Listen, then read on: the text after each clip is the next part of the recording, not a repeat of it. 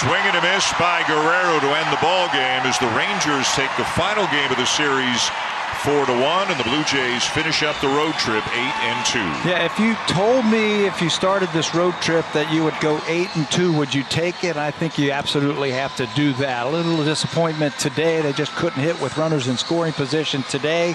But the Blue Jays have a successful road trip. They do what they have to do out on the road. Now they can set their sights on the week ahead, and the Tampa Bay Rays first up with that big series versus the Rays starting tomorrow night. And we look forward to hopefully you joining us tomorrow night as Jose Barrios takes the mound. The Blue Jays and the Rays, a huge week of baseball coming up.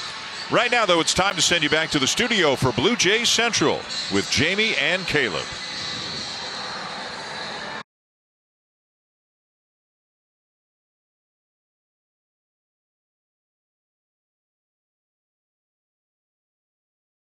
Actually, the 3 of 4 against Baltimore, which pushed Baltimore further into the non-contending abyss, I guess is how we'll term it. Here's Caleb Joseph to go over the loss in Texas to finish up this series.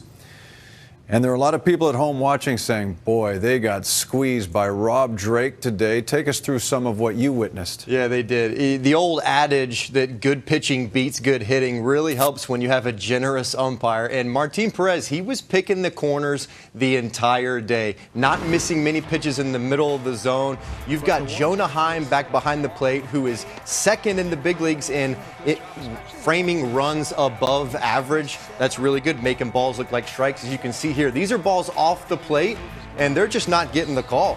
And then, of course, you factor in Rob Drake back there, who just keeps giving it over and over and over. And this is a team that really prides themselves on being tight in the zone, swinging at strikes.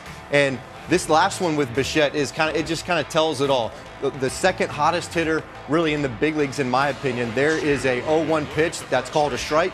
Could take it to 1-1. That totally flips the count.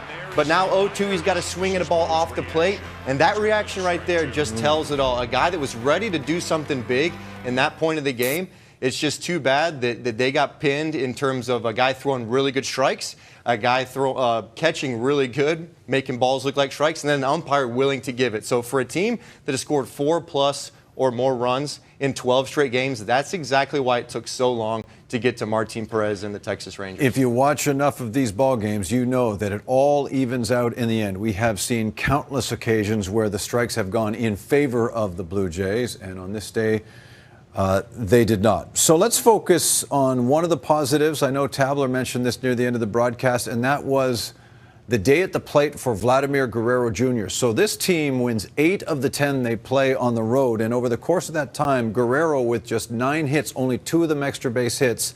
As they come home, did you see anything today that leads you to believe he might be coming out of things? I do. I think the entire series really set up well for Vladimir Guerrero Jr., and it starts off of him working on the heater. That's a pitch inside that he gets the head out and gets it elevated. We've been talking a lot about that ball being on the ground, and I think it's a byproduct of him not being ready to hit that heater. And the Rangers, they pounded him inside the entire series. There's another one, 111 off the bat. That one to left field was 112.8, and we know when he gets the barrel to it, it is just whistling somewhere. But I think the Rangers possibly might have inadvertently set up Vladimir Guerrero Jr. because when he's ready to hit that fastball, he adjusts so well to the breaking pitches, and they kept feeding him heaters in and heaters in. And for me, when I watched these 3 games, I really saw him get it going. He hit a number of different foul balls foul on the barrel, which is telling me that he is getting it down and getting it ready.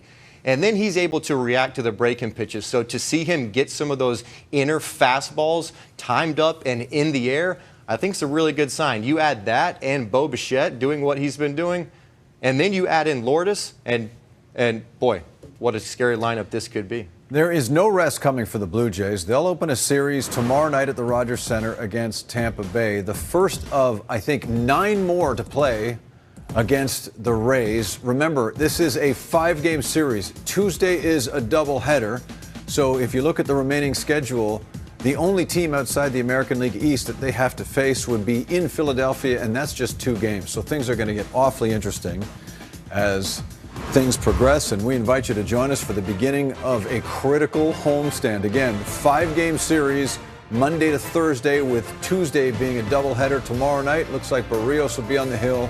Blue Jays Central from the Rogers Center at 6:30 Eastern, 3:30 Pacific. So those Rays, by the way, will be having some issues when they get to town based on short outings by Corey Kluber yesterday and today.